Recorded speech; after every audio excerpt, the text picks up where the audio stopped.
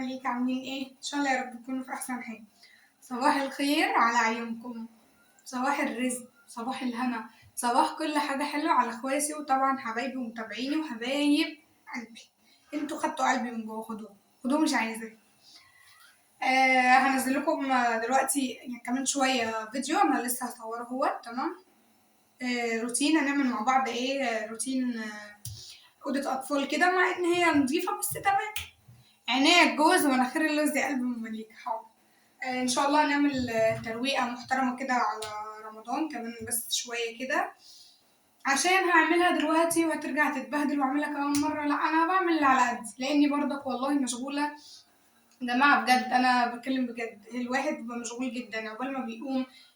تلاقيه مثلا غير للولاد اللي معاه او البنت اللي معاه، حضر فطار للبيت، روق شويه، مش عارفه نزل جاب ايه عمل ايه، بتحس ان اليوم خلص بجد. هنصحى امتى؟ يعني احنا هنصحى بدري، ممكن انا اكون مثلا بصحى الساعة 9 او 8. بجد الواحد هيصحى تاني امتى اكتر من كده؟ ما هو بينام غصب عنه، بينام متأخر ليه؟ لان بيبقى عايز يقعد، عايز يتمتع بالبيت بتاعه، عايز يتمتع في شقته، يتفرج على التلفزيون، يعمل حاجة الكلام ده. ف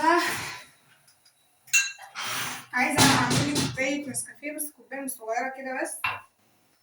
انا لسه صاحية بس، صحيت يا دوب،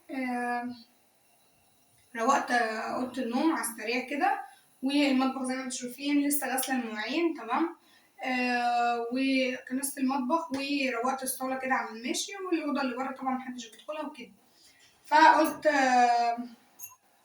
كل يوم زي ما انتم عايزين عشان انزل لكم فيديوهات حلوه وكتير، فكل يوم هعمل لكم كل يوم هعمل لكم فيديو زي ما انتم حابين تمام.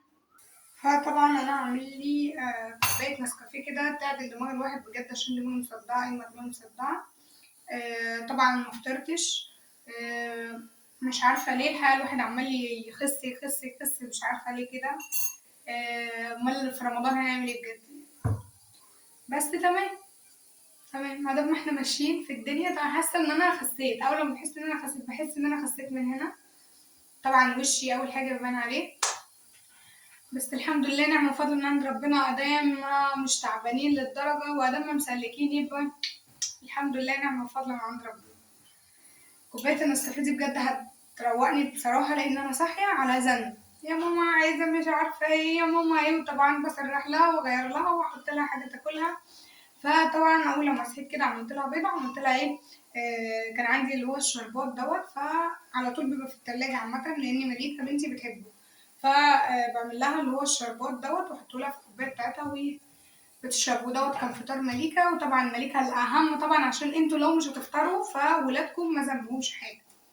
عاملة كوباية النسكافيه عشان بجد الواحد دماغه حاسة ان هو هتنفجر بجد. فمبدئيا ان الواحد تعب بجد من الدنيا وما فيها.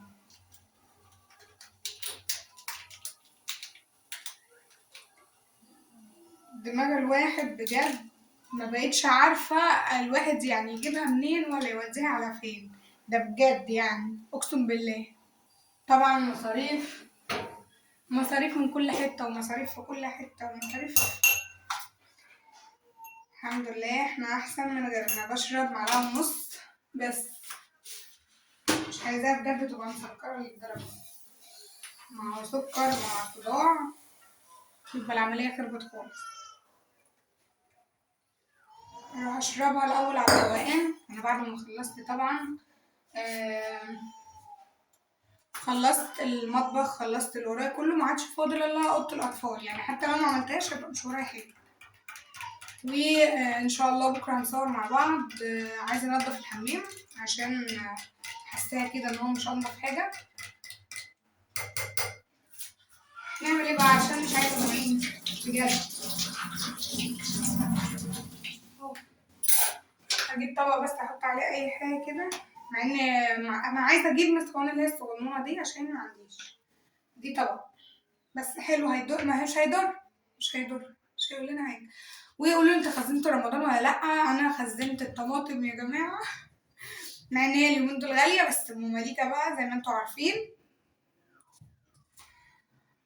ما بتعتمدش، جابت الطماطم جبتها بأرخص سعر، وإن شاء الله كل شوية هنخزن حاجة كده، وكل يوم بقى روتين، واستنونا عشان انتوا بتوحشوني والله.